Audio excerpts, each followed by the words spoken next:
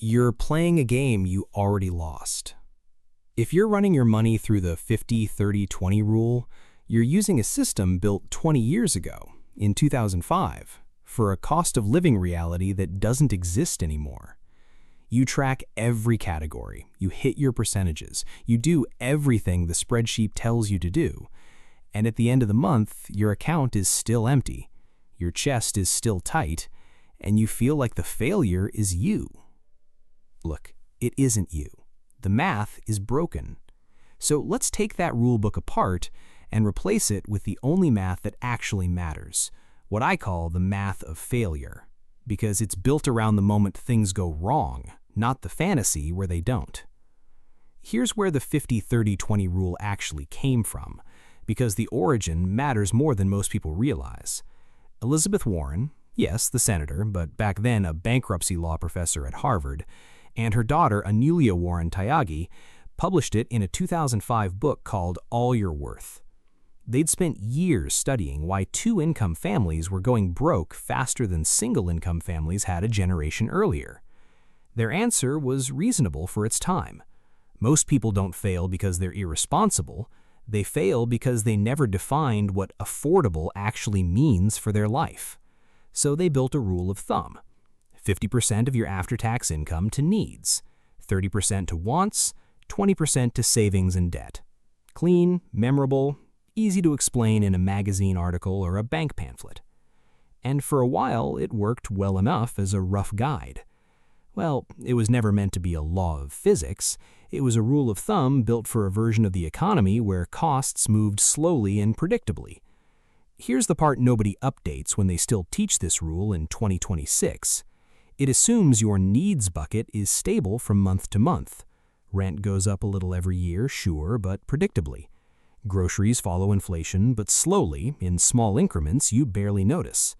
In that world, 50% covers you with room to spare, and the rule holds up fine.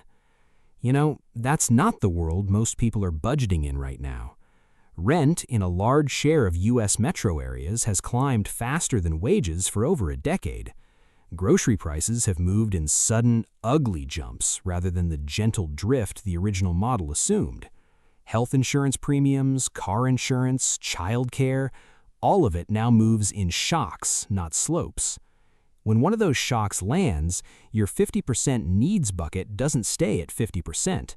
It jumps to 60, to 65, sometimes higher in a single billing cycle.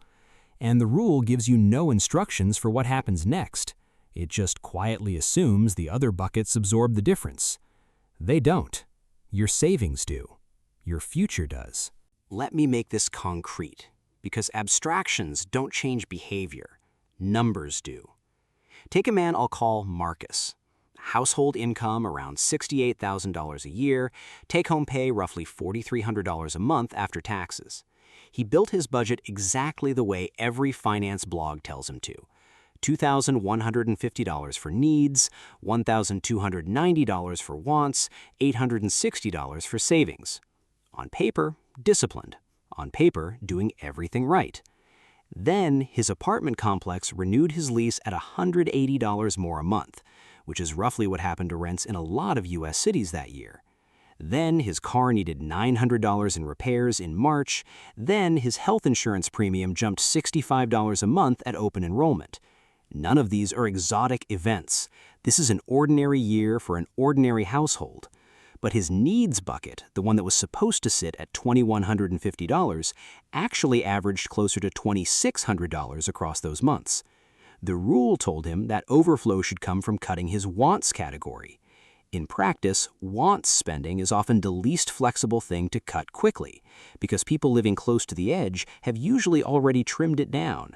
So the money came out of his $860 savings line instead.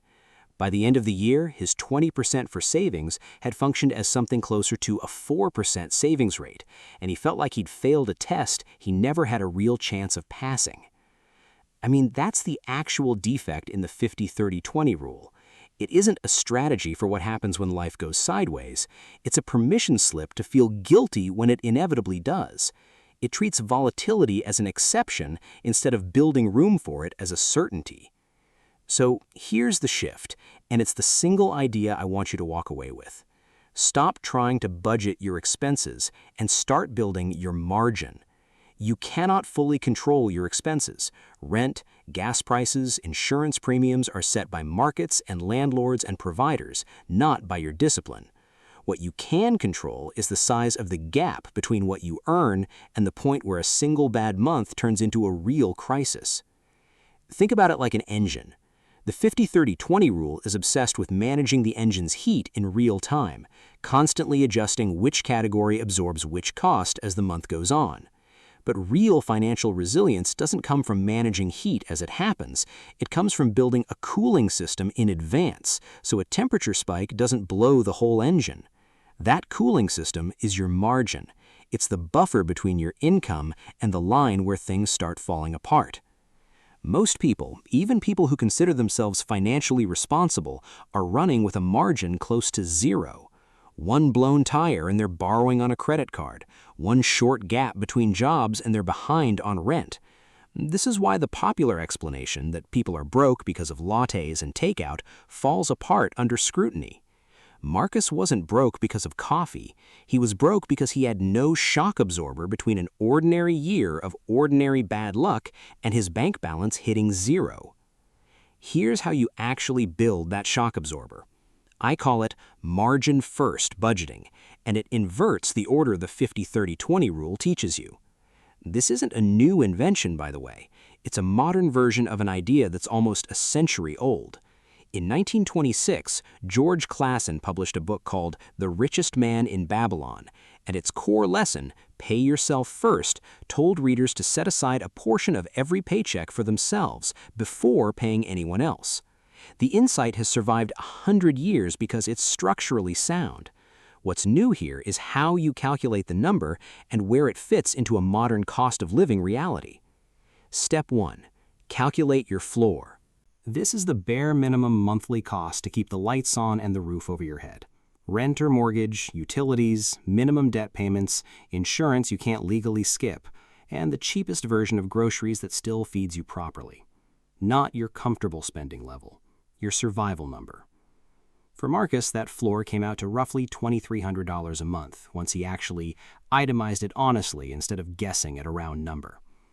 So a quick warning here, because this is where most people get the floor wrong on their first attempt. Mistake 1, they include comfort spending inside the floor, the streaming subscription, the gym membership, the slightly nicer grocery brand, which inflates the number and defeats the purpose. Mistake 2, they forget irregular annual costs like car registration or an insurance renewal, and only budget for the visible monthly bills, so the floor looks smaller than it really is. Mistake 3, they calculate the floor once and never revisit it, even as rent or insurance premiums shift, so the number quietly goes stale. Build the floor honestly and recheck it twice a year. Step 2, pay your margin before you pay yourself anything else.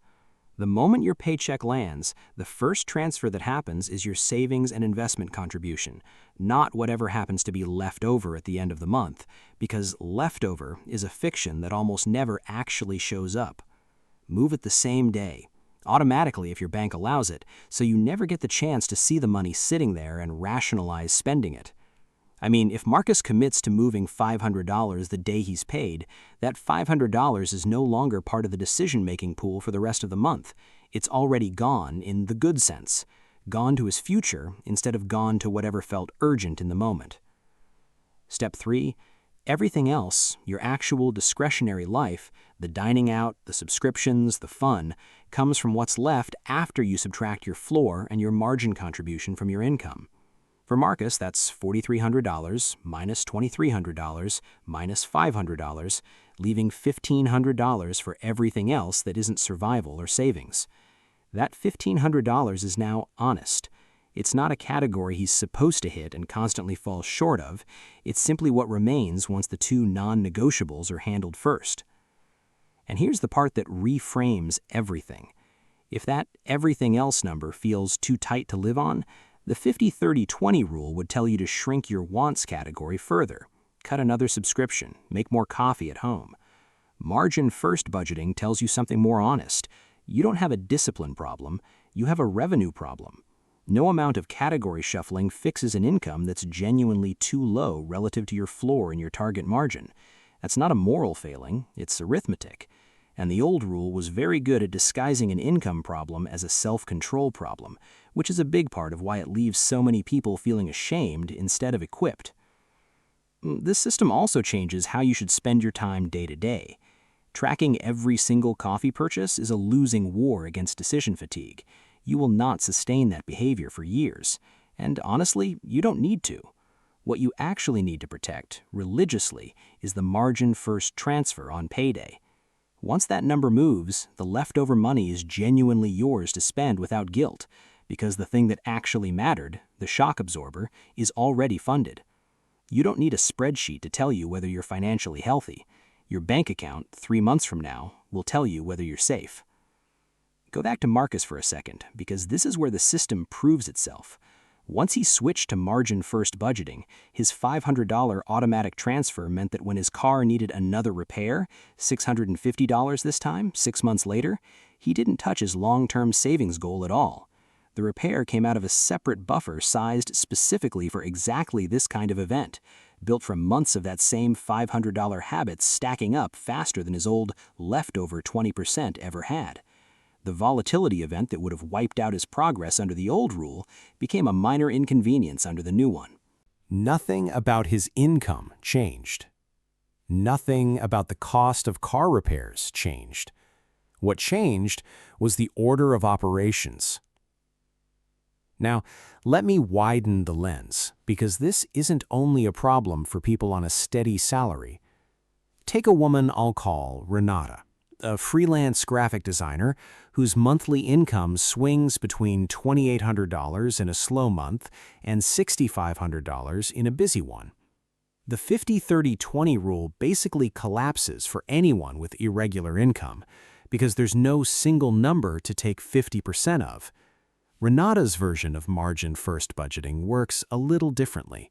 She still calculates the same floor, her bare survival number, which came out to about $2,100 a month, but instead of a fixed margin transfer, she moves a fixed percentage, 25% of every single payment the moment it lands, regardless of whether the total for the month is $2,800 or $6,500.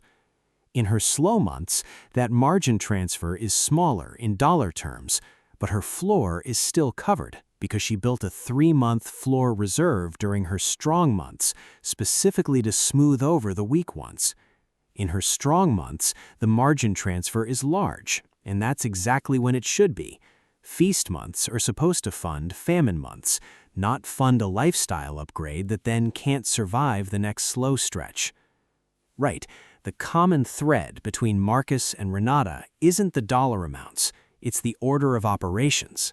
Floor first, margin second, everything else last, and never the other way around.